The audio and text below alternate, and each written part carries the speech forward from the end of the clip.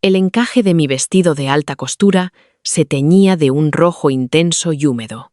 A través de la visión borrosa y punzante de mi propia sangre, vi a mi prometido, Ricardo Montero, levantar en brazos al amor de su infancia Clara. «Lo siento, Beatriz», susurró. Ni siquiera me miró. Ella me necesita más. Y entonces me dejó allí para que muriera. El aroma de los lirios blancos ahora me provoca náuseas. El 14 de octubre de 2024, el gran salón del Hotel Palace de Madrid debía ser el escenario de mi cuento de hadas. Pasé 18 meses planeando cada detalle. La tarta de vainilla de 5 pisos. Los menús personalizados pintados a mano. El pesado velo de seda que se arrastraba metros detrás de mí. Tenía 26 años. Estaba perdidamente enamorada y completamente ciega. Ricardo Montero era la estrella del sector inmobiliario de Madrid. Encantador, atento y siempre un poco fuera de mi alcance. Yo pensaba que su distancia emocional era la típica de un hombre que dirige un imperio multimillonario. Un imperio que compartía con su formidable padre, Arturo Montero. No me di cuenta de que su corazón estaba cerrado desde hacía años. Se lo había entregado por completo a Clara Jiménez, la chica frágil de ojos de cierva que se había mudado a Londres 3 años antes. Pero entonces Clara regresó. Apareció en nuestra boda sin ser invitada. Llevaba un vestido lavanda desvaído que la hacía parecer un fantasma. Recuerdo la secuencia exacta de los sonidos, el silencio repentino de los 300 invitados, el chasquido de los tacones baratos de Clara en el suelo de mármol, y luego el sonido de un cristal al romperse. Clara no montó una escena, simplemente se desplomó cerca del altar. Un pequeño frasco de plata rodó de sus dedos inertes. Ricardo jadeó, con una voz frágil. «No podía verte casarte con ella. Lo siento». Ricardo no lo dudó. Soltó mis manos. El calor abandonó mis dedos tan rápido que sentí como una quemadura. Se abalanzó hacia ella. Su smoking de diseño rozó la piedra. «Clara, mírame. Respira», le gritó. Su voz estaba llena de un pánico desgarrador que nunca había mostrado por mí. «Ricardo, los votos», susurré con voz temblorosa, dando un paso adelante. «El sacerdote está esperando. La ambulancia ya viene. Deja que los médicos». «Cállate, Beatriz», espetó, mirándome con una intensidad salvaje y odiosa. «¿No ves que se está muriendo? Tu maldita boda no importa ahora mismo». La tomó en brazos, apretándola contra su pecho. Al girarse para correr hacia la salida, su codo me golpeó en el hombro. Me hizo tropezar hacia atrás. Me enredé con el tul pesado de mi vestido. La caída fue catastrófica. El borde del altar de mármol macizo impactó contra la base de mi cráneo. Fue un golpe sordo y húmedo. El dolor fue inmediato. Un destello blanco y cegador que paralizó mis extremidades. Yacía allí, sobre la piedra fría, mirando los ángeles pintados en el techo. Podía sentir la sangre acumulándose rápidamente bajo mi cabeza. Empapaba el encaje blanco de mi vestido. Lo teñía de un carmesí oscuro y pesado.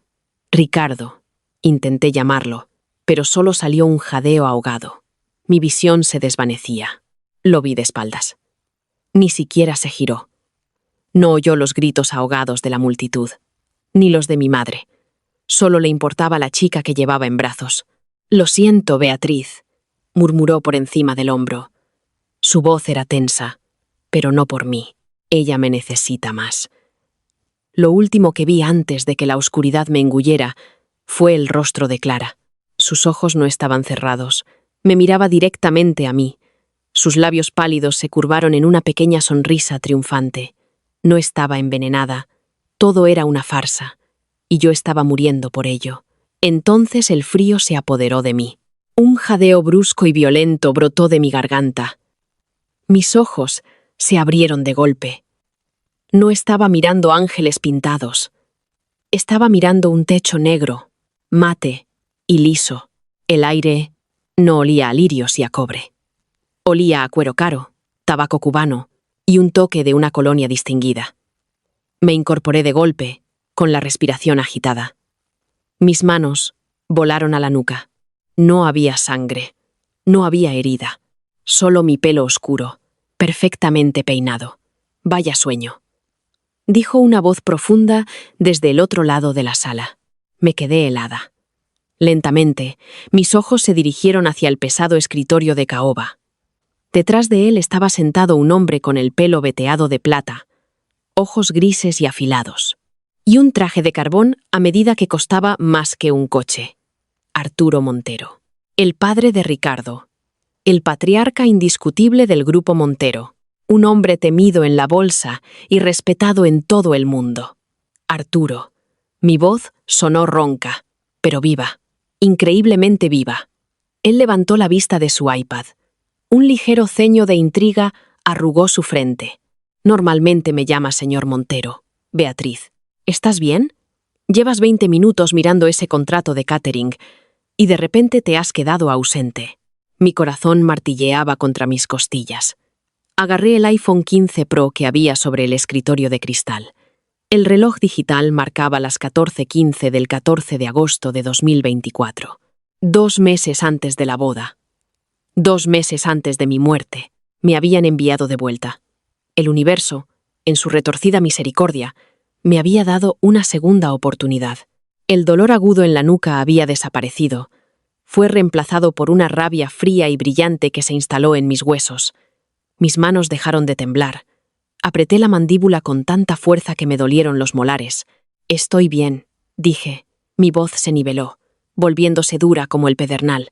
Solo una falta de concentración. No volverá a ocurrir. Arturo me estudió durante un largo instante. Era un depredador brillante. Podía oler un cambio en el viento a kilómetros de distancia. Bien, porque si mi hijo se va a casar con alguien del imperio logístico del grupo Bansk, necesito que su novia tenga la cabeza bien amueblada. Ricardo es un chico capaz, pero le falta instinto asesino. Un chico capaz. Casi me río en voz alta. Ricardo era un ladrón que usó las conexiones de mi familia para asegurar su puesto de CEO. Y todo mientras planeaba deshacerse de mí en cuanto se sintiera seguro. Lo tiene, asentí suavemente, mirando a Arturo a los ojos. Por eso creo que debemos reestructurar el acuerdo prenupcial, Arturo. De hecho, creo que tenemos que reestructurar muchas cosas. Las cejas de Arturo se arquearon. Por primera vez desde que lo conocía, parecía genuinamente divertido. Adelante. La ejecución de una venganza perfecta requiere una quietud absoluta. No puedes dejar que vean la hoja hasta que ya está entre sus costillas. Cuando Ricardo me llamó esa noche, su voz era suave. Goteaba la arrogancia de un hombre que creía haber ganado. Hola, cariño. Siento haberme perdido la cena. El trabajo en el proyecto Castellana Norte se alargó. Ya sabes cómo es. En mi vida pasada, le habría consolado, le habría dicho que descansara, y me habría ofrecido a enviarle un coche para recoger su sushi favorito. Esa noche, sin embargo, estaba junto a los ventanales de mi ático en el barrio de Salamanca. Veía la lluvia golpear el cristal. «Lo entiendo perfectamente, Ricardo», dije, con una imitación perfecta de una prometida devota. «No trabajes demasiado. El acuerdo de Castellana Norte es crucial para tu legado». Lo que no le dije es que había pasado las últimas 3 horas revisando los libros de contabilidad del proyecto. Ricardo se creía un genio, pero era descuidado. Para impresionar a su padre, había desviado en secreto 30 millones de euros de fondos corporativos a una sociedad pantalla en Gibraltar, todo para cubrir un déficit urbanístico que no había previsto. Planeaba equilibrar las cuentas con la aportación de capital de mi familia justo después de la boda. «Eres la mejor, Beatriz», murmuró, con tono distraído. De fondo, oí el timbre de un ascensor de un hotel de lujo, el sonido específico del Hotel Wellington, y luego, la risa suave de una mujer. Agarré el teléfono hasta que mis nudillos se pusieron blancos. Pero mi voz siguió siendo una suave caricia. «Descansa, cariño». A la mañana siguiente, mi equipo legal llegó a la sede del Grupo Montero. No traje a los abogados de mi familia. Contraté a Harrison y Croft, un bufete conocido por liquidaciones corporativas y divorcios conflictivos. Ricardo me recibió en la sala de conferencias. Parecía algo desaliñado. «Beatriz, ¿Qué es todo esto? Creía que ya habíamos firmado el acuerdo prenupcial el mes pasado. Lo hicimos, dije, deslizando una pluma Montblanc sobre la mesa de cristal. La pesada punta de oro chasqueó contra la superficie, pero después de hablar con tu padre ayer, me di cuenta de que los activos de nuestras familias están demasiado entrelazados. Esto es un anexo, una red de seguridad para el grupo Montero, en realidad. Se rió. Un sonido corto y condescendiente. Cariño, no tengo tiempo de leer 50 páginas de jerga legal ahora mismo. Tengo una reunión en 10 minutos. Entonces, no lo leas, susurré, inclinándome hacia adelante. Canalicé toda la calidez que pude en mi sonrisa. Solo confía en mí. Establece que si una de las partes comete infidelidad financiera o actos que causen un grave daño reputacional a la empresa familiar del otro antes de la ceremonia, todos los derechos de la empresa conjunta, incluida la participación en Castellana Norte, pasarán por completo a la familia de la parte perjudicada. Es un protocolo corporativo estándar, Ricardo. Tu padre ya ha dado su aprobación como presidente. Los ojos de Ricardo se dirigieron a la última página. Efectivamente, allí estaba la firma audaz de Arturo. Arturo amaba la gestión de riesgos. Presentado así, parecía un escudo para su empresa contra mi familia. Ricardo, aterrorizado de parecer débil ante su padre, cogió la pluma. Vale, murmuró, garabateando su nombre.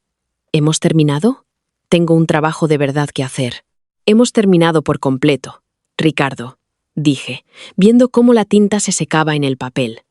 La trampa se había cerrado con un clic silencioso y satisfactorio.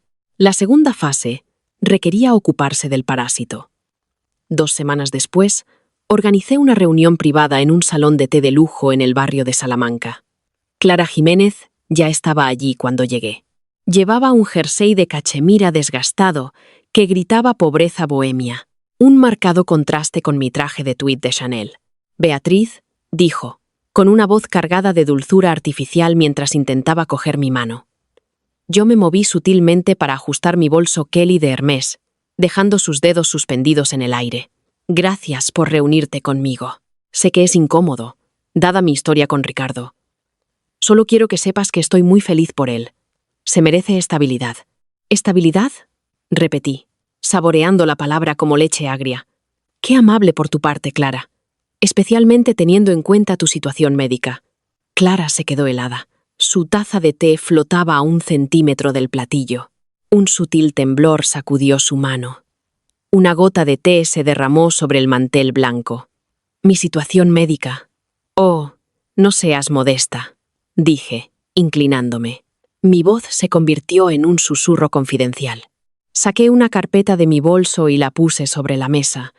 Ricardo me lo contó todo sobre tu afección cardíaca crónica, los desmayos, el especialista en Londres que te dijo que el estrés podría ser fatal. El rostro pálido de Clara perdió el poco color que tenía. Su respiración se entrecortó. ¿Te dijo eso? No lo había hecho, por supuesto. En mi vida pasada, Ricardo había guardado su enfermedad como un secreto. La usaba para justificar sus desapariciones nocturnas. Descubrí la verdad solo después de mi muerte, a través de los documentos judiciales de su batalla por la herencia con Arturo. Clara no estaba enferma. Había pagado a una clínica corrupta del centro 20.000 euros para falsificar su historial médico. Y así mantener a Ricardo atado. Por supuesto que lo hizo. Mentí sin esfuerzo, viendo cómo el sudor frío aparecía en su frente. No nos guardamos secretos, Clara. De hecho, tu situación me conmovió tanto que utilicé la fundación de mi familia para mover algunos hilos. Te he conseguido una plaza permanente en el ala cardiovascular experimental de la Clínica Universitaria de Navarra. Te esperan para el final de la semana, todos los gastos pagados. Clara tragó saliva con dificultad. Su garganta se movió convulsivamente. ¿Navarra? Beatriz, no puedo irme de Madrid.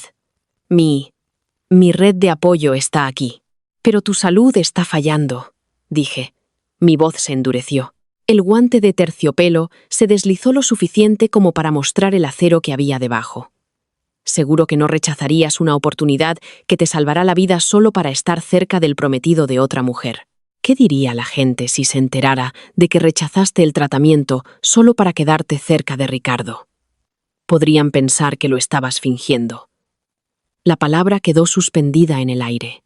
La mirada de Clara cayó sobre la carpeta. Sus dedos se crisparon contra la servilleta. Sabía que la tenía atrapada. Si se negaba, yo investigaría más. Si aceptaba, estaba exiliada. Tendré que pensarlo, tartamudeó. Su voz perdió su calidad etérea. Fue reemplazada por un pánico crudo y afilado. No pienses demasiado, dije, levantándome y abotonando mi chaqueta. El vuelo está reservado para el viernes. Ricardo ya lo sabe. Él aún no lo sabía. Pero para cuando se enterara, la narrativa ya estaría grabada en piedra. La dejé sentada allí, mirando la mancha de té extenderse por el mantel. Se parecía exactamente al desastre sangriento que ella había hecho de mí en otra vida. Lo hermoso de un castillo de naipes es que no necesitas un mazo para derribarlo. Solo necesitas soplar suavemente en la esquina correcta. A finales de septiembre, Ricardo se estaba desmoronando. El plazo del viernes para la partida de Clara había pasado. Ella no se había ido a Navarra. En cambio, aterrorizada de perderlo, entró en pánico. Fingió un pequeño colapso en su apartamento, obligando a Ricardo a faltar a una gala de inversores multimillonaria para el proyecto Castellana Norte. Arturo se vio obligado a subir al escenario solo para cubrir la ausencia de su hijo. Yo me senté en primera fila. Vi cómo el rostro de Arturo se convertía en una máscara de furia glacial mientras la prensa susurraba sobre su heredero poco fiable. A la mañana siguiente, inicié la siguiente fase. Filtré la auditoría. No fue una filtración pública, no todavía. Envié el libro de contabilidad digital completo de la transferencia ilegal de 30 millones de Ricardo a la dirección de correo electrónico encriptada de Arturo. Lo envié desde una cuenta anónima, con un simple asunto. Mira de cerca el déficit urbanístico de Castellana Norte. 2 horas después, sonó mi teléfono. Era Arturo. Beatriz, ven a mi oficina, ahora. Cuando entré en la sala de juntas del Grupo Montero, la atmósfera era sofocante. Las persianas motorizadas estaban bajadas. Ricardo estaba de pie frente al escritorio de su padre. Su rostro estaba enrojecido. El sudor brillaba en su frente a pesar del aire acondicionado. Arturo estaba sentado, inmóvil, sus manos dobladas sobre una pila de documentos financieros. «Explica esto, Ricardo», dijo Arturo, con la voz peligrosamente baja, un gruñido suave que precede a un ataque fatal. «Padre, es una reasignación temporal», tartamudeó Ricardo. Sus dedos se movían nerviosamente contra las costuras de sus pantalones. Los permisos se retrasaron, y las multas habrían paralizado la construcción. Iba a reponer los fondos en cuanto se liquidara la aportación de capital del Grupo Bansk después de la boda. Beatriz lo sabe. Ella está de acuerdo. Los ojos grises de Arturo se volvieron lentamente hacia mí. ¿Es eso cierto, Beatriz? ¿Autorizaste el uso del capital de tu familia para cubrir la incompetencia de mi hijo? Entré en la sala. El clic de mis tacones Louboutin resonó en la madera. Como un metrónomo contando sus últimos segundos, dejé que mi rostro adoptara una expresión de profunda conmoción. Me llevé las manos a la boca. Mis hombros temblaban ligeramente. «Ricardo, ¿cómo puedes decir eso?», susurré. Mi voz se quebró con una vulnerabilidad perfectamente orquestada. No sabía nada de esto. ¿Estás diciendo que solo te casabas conmigo para usar a mi familia como escudo financiero para tu fraude? La mandíbula de Ricardo se desencajó. Retrocedió un paso. Me miraba como si estuviera viendo a un fantasma. «Beatriz, ¿de qué demonios estás hablando? Me dijiste que confiara en ti. Firmaste el anexo». Firmé un anexo para proteger a nuestras familias del daño reputacional, Ricardo. Porque te amaba, dije, dejando que un filo frío cortara mis lágrimas mientras miraba a Arturo. Pero esto es delictivo. Ha malversado 30 millones de euros de los fondos del Grupo Montero. Si la CNMV se entera de esto antes de la boda, las acciones del Grupo Bansk se desplomarán por asociación. Mi padre os arruinará. Arturo se levantó. No gritó. No rompió nada. El silencio absoluto de su ira era aterrador. Rodeó el escritorio, ignorando a Ricardo por completo. Se detuvo justo delante de mí. El anexo que le hiciste firmar, murmuró Arturo. Sus ojos se encontraron con los míos, con una comprensión terriblemente brillante. La cláusula de incumplimiento. Si una de las partes causa un grave daño reputacional o financiero antes de la ceremonia, toda la participación personal de Ricardo en el proyecto Castellana Norte pasa a ser mía por completo, terminé con suavidad. Mis lágrimas se desvanecieron al instante. Fueron reemplazadas por una mirada tranquila y firme. Lo que significa, Arturo, que tu hijo ya no posee ni un solo centímetro cuadrado de la joya de la corona del Grupo Montero. Lo poseo yo. Ricardo emitió un sonido ahogado. Padre, ella me tendió una trampa. Está mintiendo. Cállate, rugió Arturo. El sonido hizo vibrar las paredes de cristal. Se volvió hacia Ricardo como un gorila defendiendo su territorio. Estúpido, arrogante, te saltaste a la junta, malversaste fondos y le entregaste todo tu legado a tu prometida en bandeja de plata porque fuiste demasiado vago para leer un contrato. Padre, por favor, quedas despojado de tu título de CEO, con efecto inmediato, ladró Arturo, su voz cortando las súplicas de Ricardo. No volverás a poner un pie en este edificio hasta que yo decida qué hacer contigo. Y si una sola palabra de esto se filtra a la prensa, te entregaré personalmente a la Fiscalía Anticorrupción. Ricardo se miró las manos. Temblaban tan violentamente que tuvo que meterlas en los bolsillos. La confianza suprema que lo había definido toda su vida se había desvanecido, dejando atrás a un chico aterrorizado que se daba cuenta de que su reino se había esfumado. Pero yo aún no había terminado con él. El espejo tenía que reflejar el crimen a la perfección. Esa noche, organicé que un mensajero entregara un paquete al apartamento de Clara. Dentro había una copia de la carta de despido de Ricardo, junto con una notificación de cuenta bancaria congelada. Sabía exactamente lo que haría. Un parásito no permanece en un huésped moribundo. Una hora después, localicé el teléfono de Ricardo en un bar de mala muerte, el único lugar donde no reconocerían al príncipe caído de Madrid. Marqué su número.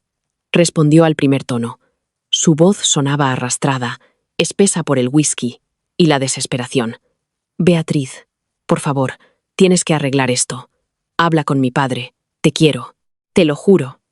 Todo era por nosotros. Reúnete conmigo en el Hotel Palace. Ricardo, interrumpí, mi voz plana, sin calidez, en el gran salón. El 14 de octubre se acerca y tenemos que discutir los últimos arreglos. ¿La boda sigue en pie? Jadeó, una esperanza patética y desesperada, brillando en su voz. Solo ven, dije, y colgué. Cuando llegué al Palace, el salón estaba oscuro, vacío y silencioso. Las pesadas orquídeas blancas para la gala del fin de semana ya habían sido entregadas. Llenaban el espacio con ese aroma espeso y sofocante que una vez fue lo último que olí. Me paré exactamente donde estaría el altar, esperando. Las pesadas puertas dobles se abrieron. Ricardo entró tambaleándose. Su ropa estaba arrugada, la corbata aflojada, pero no estaba solo. Clara estaba con él, aferrada a su brazo. Se dio cuenta de que Ricardo estaba arruinado, pero intentaba una última jugada desesperada. Quería conseguir que yo le pagara para que se mantuviera alejada. Beatriz, suspiró Ricardo, acercándose a la luz. Gracias a Dios. Antes de que pudiera alcanzarme, las puertas laterales del salón se abrieron. Los pasos firmes de un hombre resonaron en el espacio. Arturo Montero salió de las sombras.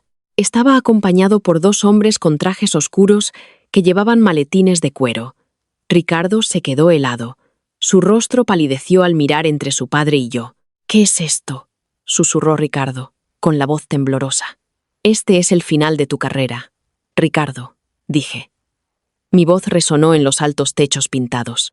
Saqué un documento de mi bolso y lo deslicé sobre la mesa de caoba que habían colocado cerca del altar. «Estos son los papeles de disolución de nuestro compromiso, junto con una renuncia corporativa total de tus acciones restantes. No, tartamudeó Ricardo, negando con la cabeza. Un sudor frío le brotó en el cuello. No, Beatriz, no puedes hacerme esto.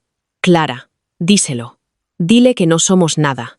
Clara, al ver el poder que irradiaba Arturo, se apartó al instante de Ricardo. Ricardo, para allá, dijo. Su voz abandonó su fragilidad. Se volvió aguda y mezquina. Se acabó. Te has arruinado tú solo. Te dije que no tocaras esos fondos. Ricardo la miró fijamente. Sus ojos se abrieron con una comprensión horrible. Clara, tú me dijiste que lo hiciera. Dijiste que necesitábamos el dinero para escapar de mi padre. Yo nunca dije eso, mintió ella con frialdad, alisándose la falda. Estás inestable, Ricardo.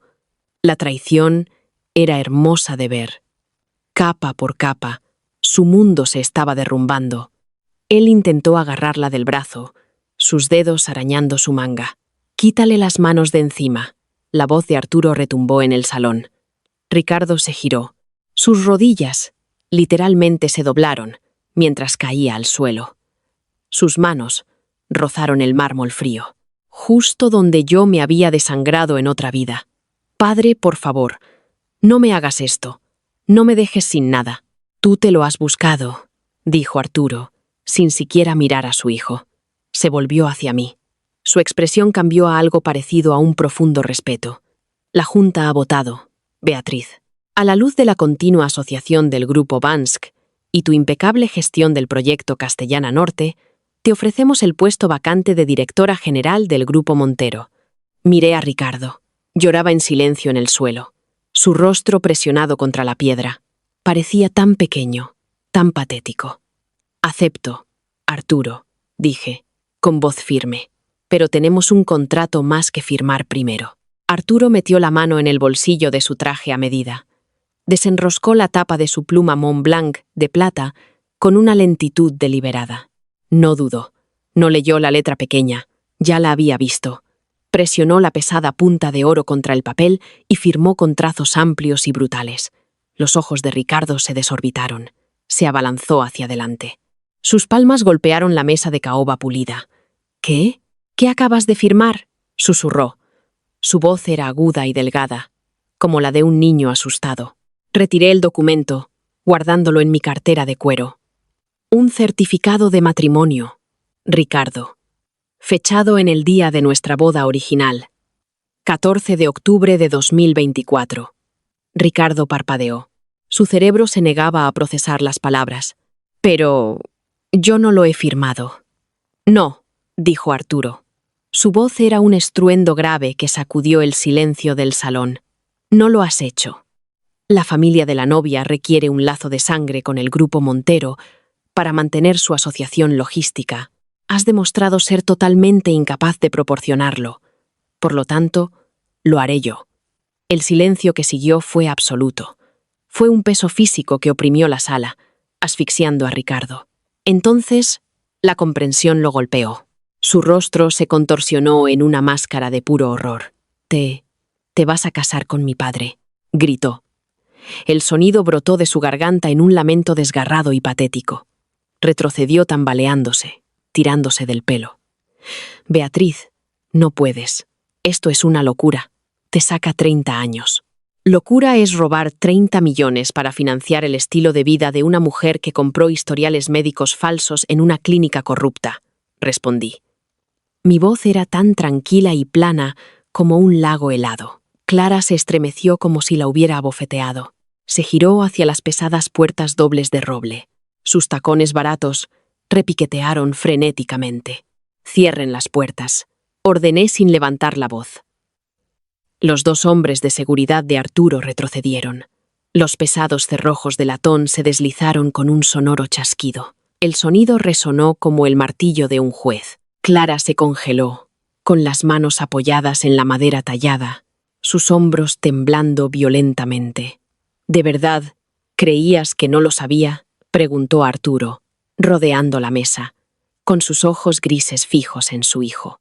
Aquí estaba el giro que Ricardo nunca vio venir, la verdadera profundidad de la crueldad de su padre. ¿De verdad creías, continuó Arturo, con un tono cargado de desprecio, que podías desviar 30 millones de mi contabilidad corporativa y que yo no me daría cuenta? Ricardo dejó de tirarse del pelo, con la boca abierta. ¿Tú? ¿Lo sabías? Lo supe la misma tarde que iniciaste la transferencia. Hace 3 meses, se burló Arturo, alzándose sobre él. Ya estaba preparando tu destitución, pero Beatriz se me adelantó. No solo te descubrió, tejió una trampa legal perfecta y te despojó de todo. Demostró tener más instinto que tú. Necesitaba un socio con colmillos, Ricardo, y tú solo resultaste ser la prueba que la reveló a ella. Las rodillas de Ricardo cedieron. Se derrumbó en el suelo de mármol frío. Su mente se hizo añicos por completo. El padre al que había pasado toda su vida intentando impresionar había usado su traición como una prueba de aptitud corporativa para su prometida. No solo estaba derrotado, era insignificante. Un peón sacrificado en el primer movimiento. Clara, al darse cuenta de que Ricardo estaba arruinado de forma irreparable, cometió su último y fatal error de cálculo. «Ricardo, por favor», gritó. Su voz se elevó en un quejido histérico y teatral. Se alejó de las puertas cerradas y se lanzó hacia él. «Tu padre te está robando a tu prometida. Haz algo. Lucha». Ricardo la miró. Vio el vestido lavanda desvaído, los ojos abiertos y aterrorizados, la mujer por la que había tirado por la borda un imperio multimillonario. Se dio cuenta con una claridad nauseabunda de que ella era el ancla que lo arrastraba al abismo. «Ricardo», suplicó Clara, agarrándole el antebrazo. «Mi corazón. No puedo respirar. El estrés. Por favor. Te necesito». Se agarró el pecho. Sus rodillas se doblaron ligeramente. Esta vez, el ataque de pánico que sufría era completamente genuino. Su rostro estaba blanco como el papel. Un sudor frío perlaba su frente mientras hiperventilaba. Los ojos de Ricardo se oscurecieron con una repulsión salvaje. Cuando Clara se apoyó en él, jadeando, él la empujó violentamente hacia atrás. «¡Aléjate de mí!», gritó, con la voz rota por el odio. Los tacones baratos de Clara resbalaron en el mármol pulido. Se tambaleó. Sus brazos giraron en el aire y cayó con fuerza. La base de su cráneo golpeó el borde afilado del escalón del altar con un crujido húmedo y repugnante. No fue suficiente para matarla, pero sí para paralizarla con un dolor agónico. Cayó al suelo, aterrizando en el centro exacto del altar. El punto preciso donde mi sangre se había acumulado en otra vida. Clara jadeó. Un sonido ahogado y burbujeante salió de su garganta. «Ricardo», resolló. Sus dedos se curvaron impotentes contra la piedra fría. Su visión se nubló. Ricardo ni siquiera la miró. La ignoró por completo. Cayó de rodillas y gateó rápidamente hacia mí. Sus pantalones de diseño rozaron la piedra. Se detuvo a mis pies. Sus manos temblorosas agarraron el dobladillo de mi falda de tweed. «Beatriz, por favor», suplicó. Lágrimas de puro terror corrían por sus mejillas. Lo siento mucho. Haré lo que quieras. Firmaré lo que sea. No te cases con él. Solo dame otra oportunidad. Ella no me importa. No significa nada para mí. Te necesito más. No significa nada para mí. Te necesito más». El inverso exacto de las palabras que me habían llevado a la oscuridad. Me quedé inmóvil, sintiendo el forro de seda de mi chaqueta. No me aparté. Simplemente miré por encima del hombro tembloroso de Ricardo. Clara yacía en el mármol frío. Se agarraba la nuca ensangrentada, observándonos. Sus ojos estaban abiertos por la conmoción, la traición y una desesperada impotencia.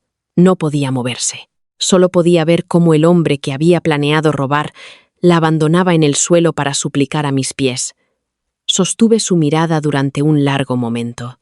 Y entonces, lenta, deliberadamente, dejé que mis labios se curvaran en una pequeña y triunfante sonrisa. Clara dejó escapar un sollozo ahogado. El espejo estaba completo. La justicia era poética, simétrica y absolutamente devastadora. El 14 de octubre de 2024 El aroma de las orquídeas blancas llenó el gran salón del Hotel Palace. Había prohibido estrictamente los lirios. Llevé un vestido de alta costura, sin el tul pesado que una vez me hizo tropezar.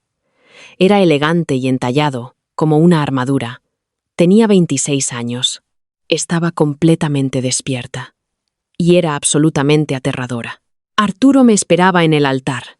Parecía distinguido, poderoso y totalmente en control.